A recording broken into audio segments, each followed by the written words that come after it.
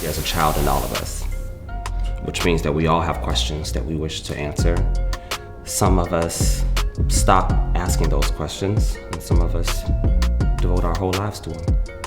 I was listening to another actor in my generation talk about the experience of going through puberty during the AIDS crisis, at the height of the AIDS crisis.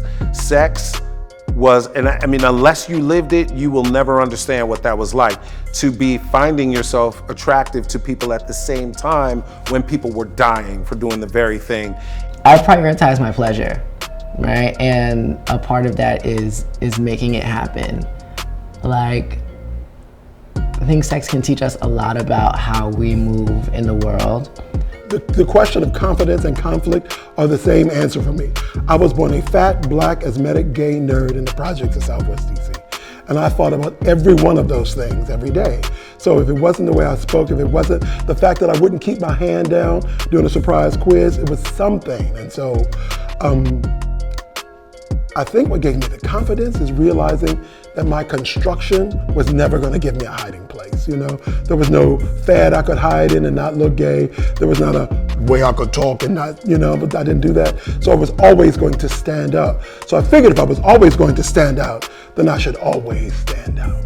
Ooh. Especially after. Ooh, trans people's needs right now.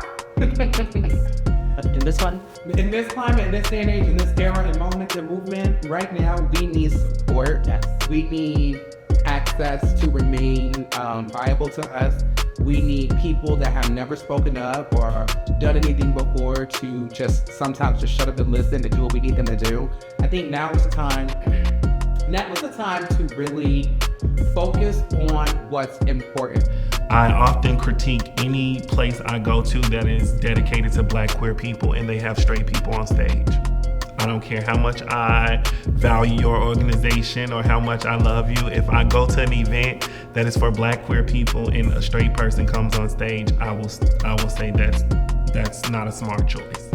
And a lot of people push back and say, oh, we want the press, we want the media attention, or we want this. I think that's crazy. I think straight people performing at things that are for Black queer people is crazy. I think straight people performing at prides is crazy. And we're the people on those boards. We're the people a part of those organizations. And when it comes to representing queerness, we go to these rooms and we say, who can perform for us? And we think of all these straight peoples.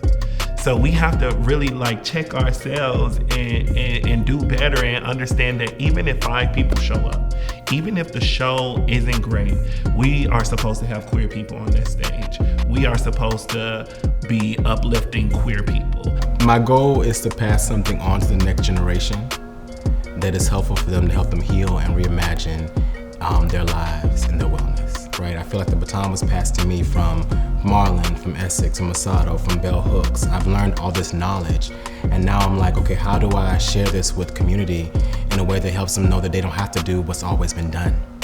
You know what I mean? That they can actually say, I'm gonna make a different choice about how I show up. And it's in small things, not just always in grandiose things, right? Sometimes it's in small things, and you know what? Instead of ghosting this brother and continuing this trauma pattern of abandonment that is very prominent in community, I'm gonna let you know, hey, this was cool, but it just ain't for me.